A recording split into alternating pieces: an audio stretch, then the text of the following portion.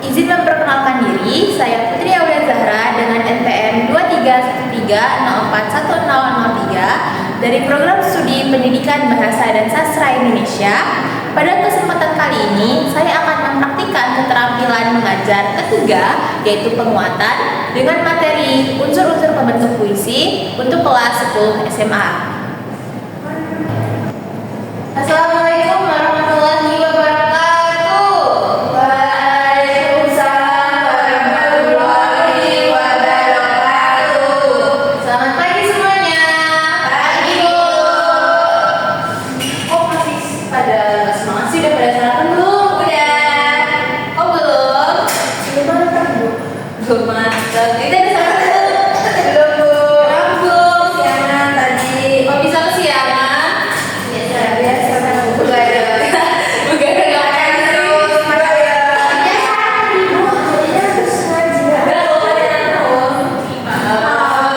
boleh.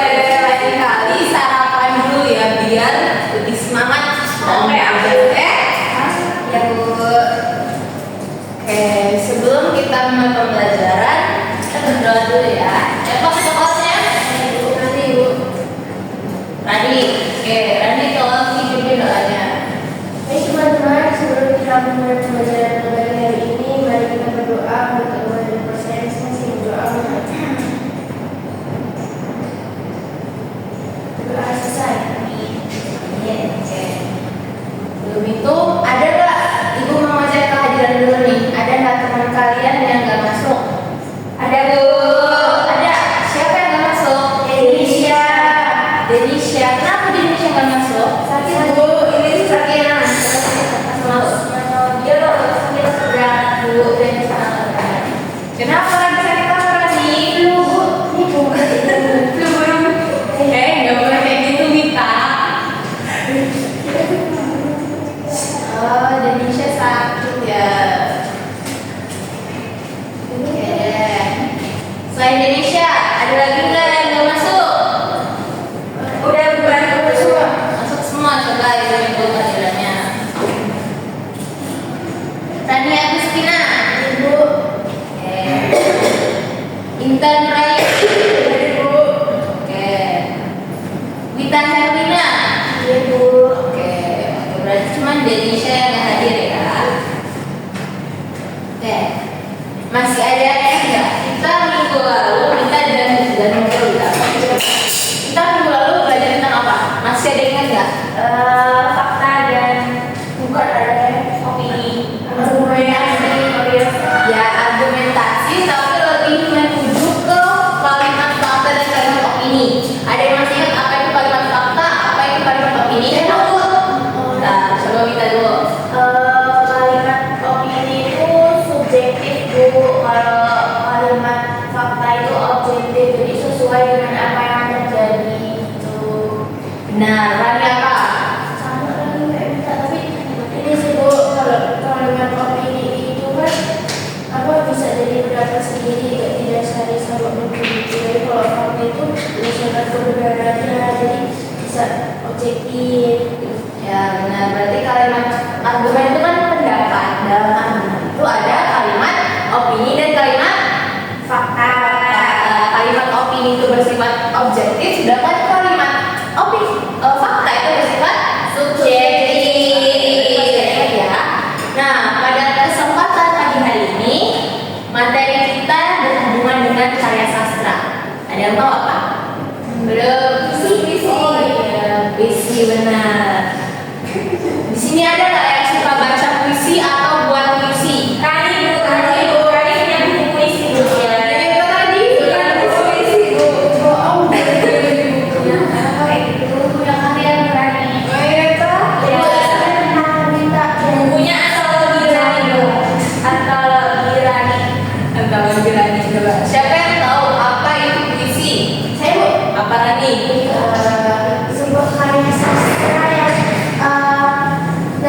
yang dari pikiran penulisnya, perasaan penulisnya, atau representasi dari kehidupan sehari-harinya. Bentar. Ada yang tahu lagi apa itu puisi? Coba apa itu puisi? Puisi itu salah satu karya sastra yang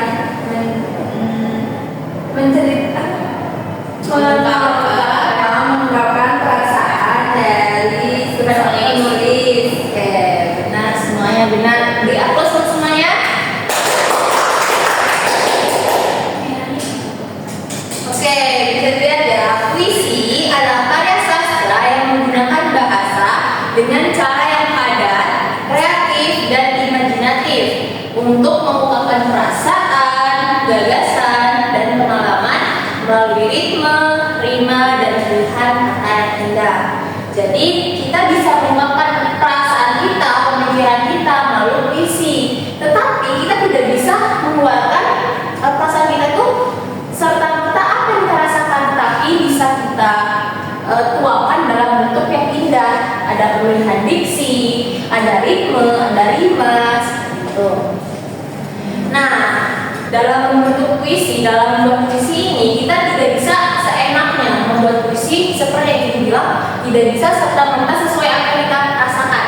Nah, jadi ada nih unsur-unsur pembentuk puisi, ada unsur intrinsik, ada unsur ekstrinsik.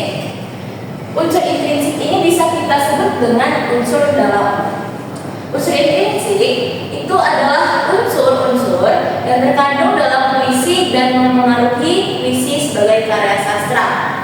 Nah, jadi ini merupakan unsur yang harus ada dalam sebuah puisi. Ada majas, ada diksi, ada rima, ritme, tema, bunyi, dan lain-lain. Nah, yang kedua ada unsur ekstrinsik. Unsur ekstrinsik puisi merupakan unsur-unsur yang berada di luar puisi dan mempengaruhi kehadiran puisi sebagai karya seni. Ini lebih ke nilai apa yang ada dalam puisi tersebut, tentang apa, atau tentang agamakah, tentang sejarahkah, tentang psikologikah. Di dalam unsur ekstrinsik ini nanti ada aspek religius, aspek historis, aspek psikologis, dan juga aspek filsafat. Oke, langsung aja nih ke unsur intrinsik. Coba Rani bacakan bagian diksi. Diksi, penyair hendaknya memilih kata dengan cermat dengan cara mempertimbangkan makna, komposisi bunyi dalam rima dan irama. Nah, seperti yang Ibu bilang tadi, dalam kita membuat puisi itu kita ada pemilihan kata-kata. Jadi tidak serta-merta menuangkan apa yang kita rasakan. Kita bisa memilih kata-kata yang indah sehingga puisi yang kita ciptakan itu enak dibaca, enak didengar, seperti itu. Yang kedua, ada gaya bahasa atau majas.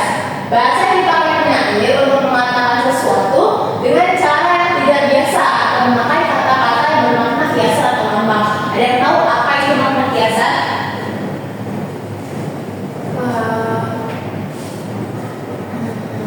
Apa makna kiasan? Perumpamaan bisa. Jadi makna yang tidak sesuai dengan kata. Paham? Jadi dalam satu kata ada makna lain nih, tidak sesuai dengan bentuk kata tersebut. Nah, jadi dalam sebuah puisi kita bisa memasukkan kata-kata yang memiliki makna lain, tidak sesuai dengan bentuk kata tersebut. Contohnya, bumi sedang hujan air mata. Ada yang tahu nggak maknanya apa? Bumi sedang hujan air mata. Sedih. Sedih. Siapa yang sedih? Banjir. Banjir. Buminya. Suasana di bumi.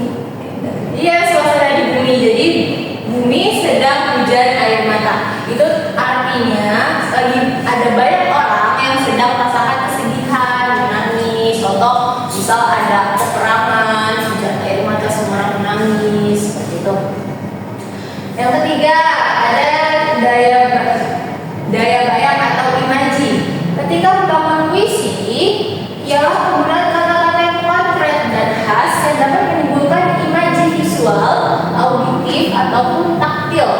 Imaji visual itu penglihatan, jadi pembaca bisa melihat, oh seperti ini, misalnya ya. Selanjutnya ada auditif itu audio, jadi pembaca itu bisa mendengar, seakan-akan mendengar, dan yang terakhir taktil itu perabaan. Jadi dalam kita membuat puisi, kita bisa menambahkan kata-kata yang bisa mempengaruhi pembaca. Contoh, burung bersiul di pagi hari. Nah, di situ kan pembaca bisa mendengar, oh seperti ini bunyi burung di pagi hari, bisa terbayangkan seperti itu. Jadi lebih terasa. Selanjutnya yang keempat, ada bunyi mengacu pada dipakainya kata-kata tertentu Jadi supaya saat kita membaca puisi itu ada efek tertentu, ada suatu nuansa tertentu, kita bisa memilih kata-kata yang bisa menimbulkan bunyi yang indah. Sebenarnya ada rima, adalah persamaan bunyi atau pengulangan bunyi dalam puisi yang bertujuan untuk menimbulkan efek keindahan. Ini 11-12 kalau bunyi ya. Jadi dia menimbulkan efek keindahan sehingga saat kita membaca puisi tersebut itu lebih indah, lebih ada bunyi atau intonasi seperti itu. Yang kelima itu ritme, yang keenam, itu ritme, dinamika suara dalam puisi agar tidak dirasa monoton bagi penikmat puisi. Ritme itu namanya intonasi. Jadi dalam kita membacakan puisi agar tidak monoton itu ada ritme, intonasi. Ada ketika kita marah kita bisa menekankan suara, ketika kita sedang sedih kita bisa suara kita bisa bergetar, atau ketika kita sedang tenang suara kita bisa lembut seperti itu. Dan terakhir ada tema.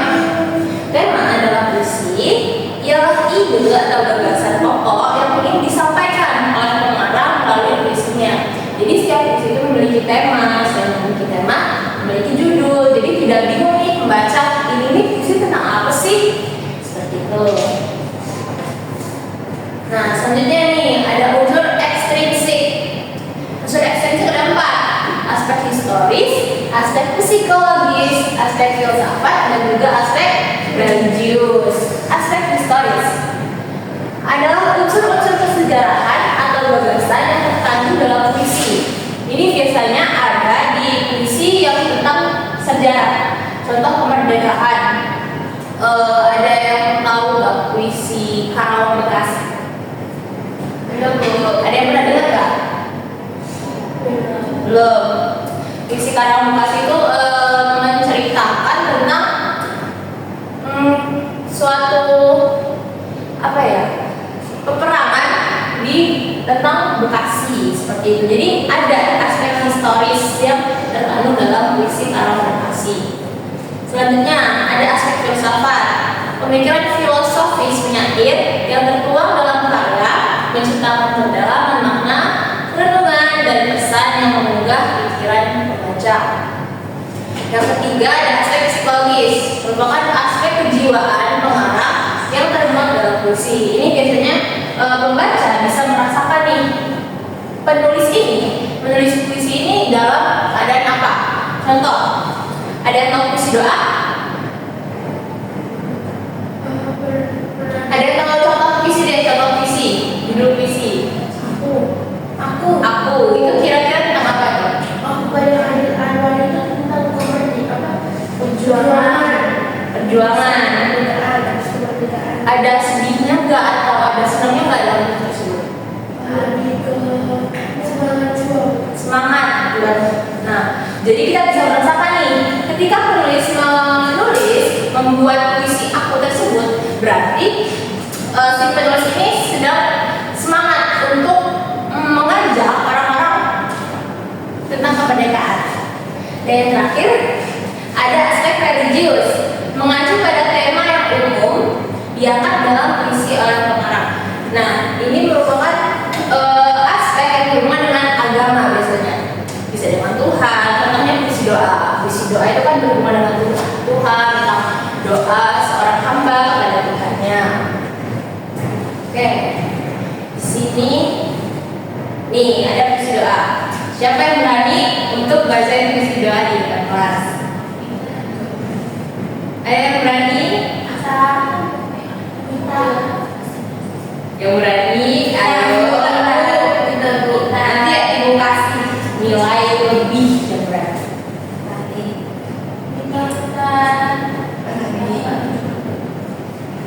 kita dulu. Ayo Intan.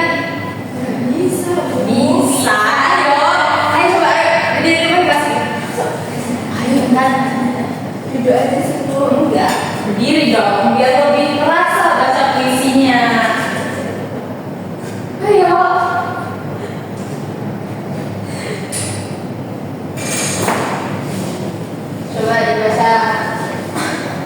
di sini dong. Di sini dong. Ada tuh teman-temannya tuh. Gue baca. Doa. Tuhanku, dalam renungan aku masih menyebut nama. Biar susah sungguh mengingat kau penuh seru. Caramu panas suci, tinggal berkeliling di galaksi. Tuhanku, aku hilang bentuk temu. Tuhanku, aku mengembara di negeri asing. Tuhanku, di pintumu aku mengetuk. Aku tidak bisa berpaling. Oke, terima kasih. Tadi ada kasih tepuk tangan buat kita. Yeay. Nah, di dalam puisi ini nih, ada nggak yang bisa menemukan unsur ekstrinsik ataupun unsur intrinsik yang ada dalam puisi ini? Yang sudah ibu jelaskan tadi. Ada yang bisa menemukannya? Satu-satu deh, coba satu-satu cari unsur ekstrinsik atau intrinsik yang ada dalam puisi ini.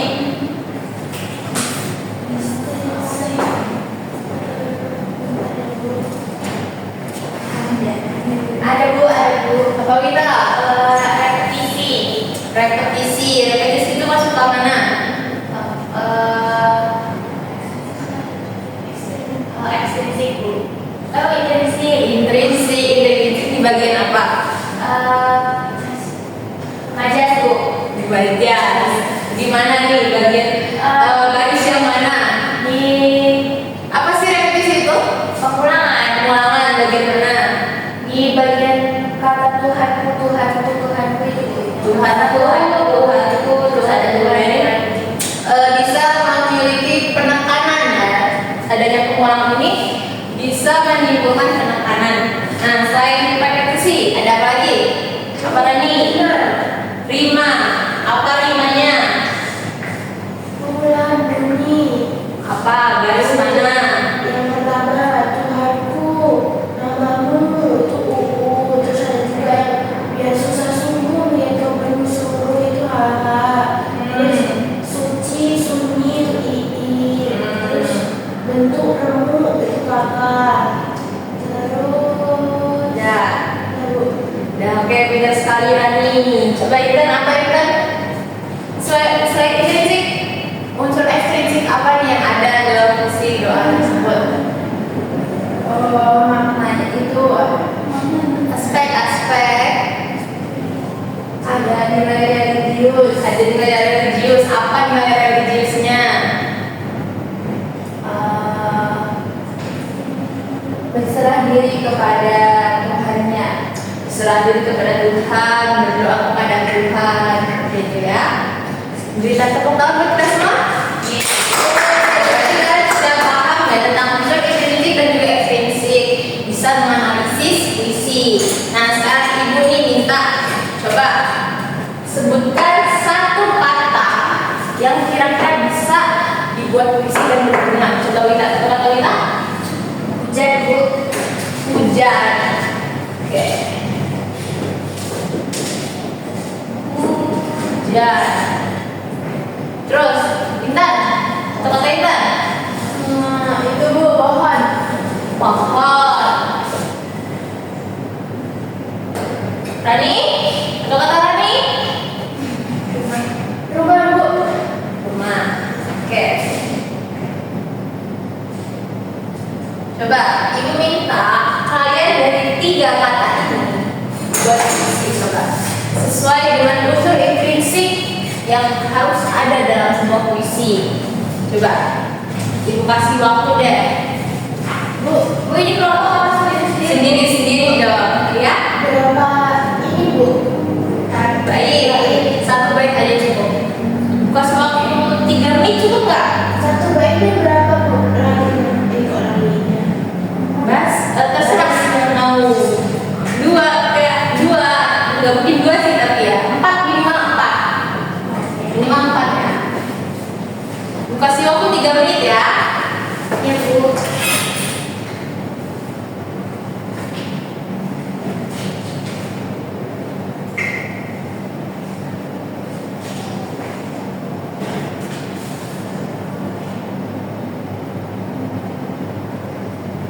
Ada yang sudah?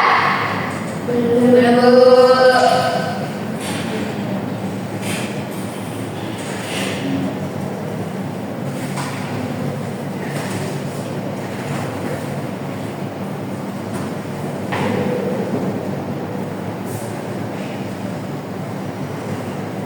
Udah Bu. Kita udah? Dan Bu. Sudah. Coba yang berdiri di sini bacakan puisi yang meminta gelar.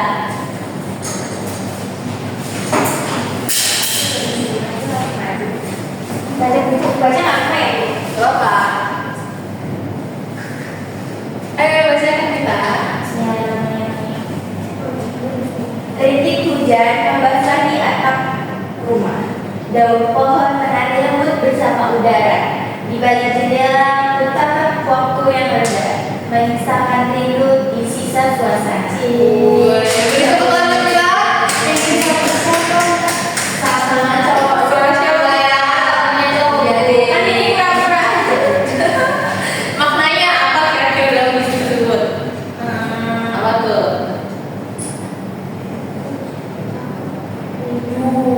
iya rindu. Rindu. Oke, yaudah kita silahkan dengar kembali.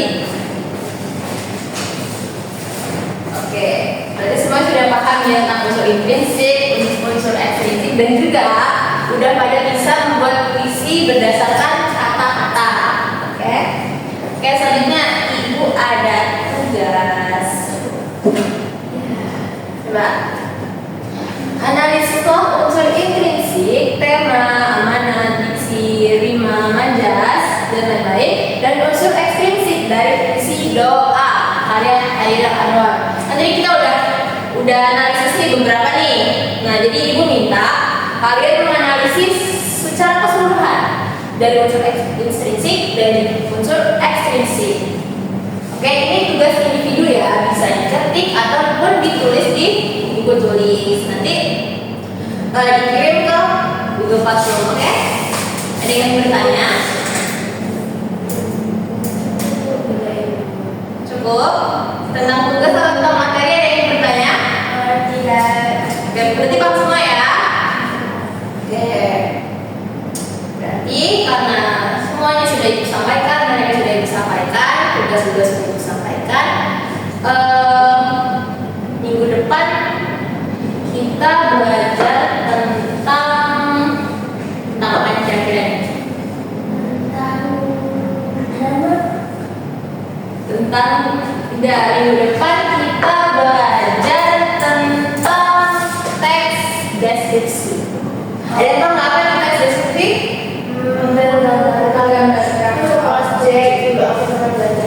Aku udah pernah. Oke, berarti nanti kalian belajar dulu di rumah, pahami teks deskripsi. Besok pekan depan kita akan belajar teks deskripsi secara bersama ya. Oke. Dan karena sudah selesai, semuanya sudah ibu jelaskan. Semoga apa yang ibu sampaikan pada hari ini bisa kita terapkan di kehidupan sehari-hari. Oke, terima kasih. Ibu tutup. Jika ada kata-kata yang salah, mohon ampun. Terima kasih. Wassalamualaikum warahmatullahi wabarakatuh. Waalaikumsalam warahmatullahi wabarakatuh. Terima kasih Bu. Selamat siang, saya selaku observer lisan dari calon guru Putri Aulia Zahra dengan NPM 231304103 pada tanggal 17 Oktober 2025 pada waktu 7.15 waktu Indonesia bagian Barat dengan topik unsur-unsur pembentuk puisi pada semester kedua. Hal-hal yang diamati pada komponen pertama, penguatan verbal, kata-kata seperti benar, bagus, tepat, bagus sekali, calon guru menggunakannya dalam penguatan. Kemudian pada poin kalimat seperti pekerjaan baik sekali, saya senang dengan pekerjaanmu baik makin lama makin baik, calon guru menggunakannya dalam penguatan. Kemudian pada komponen penguatan nonverbal, pada poin penguatan berupa mimik dan gerakan badan, penguatan dengan cara mendekati, penguatan dengan sentuhan, penguatan dengan kegiatan yang menyenangkan, penguatan berupa simbol atau benda, penguatan penuh dan tidak penuh, calon guru menggunakannya dalam penguatan. Kemudian cara penggunaan seperti penguatan kepada sekelompok siswa, penguatan kepada pribadi tertentu, lalu memberi penguatan dengan segera, kemudian variasi dalam penggunaan, calon guru menggunakannya dalam penguatan. Pada poin prinsip penggunaan seperti kehangatan dan keantusiasan dan kebermaknaan serta menghindari penggunaan respons yang negatif, calon guru sudah menggunakan dalam penguatan. Sekian dari saya. Selamat siang.